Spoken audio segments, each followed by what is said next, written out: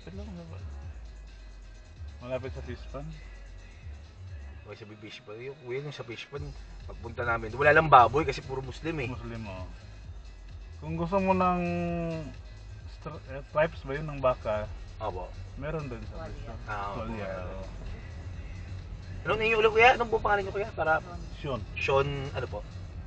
Sean Takulad. Okay po. Sabihin mo lang kay Mac Show. Oo. Baka nasa group chat kayo dito. Nandun din ako kuya. Sa Sa group chat ng ano, basketball. Oh, nandun din ako. SEAN dito. Yung short. S-H-A-U-N. Okay. Ulo. Ano? Kabuhok eh.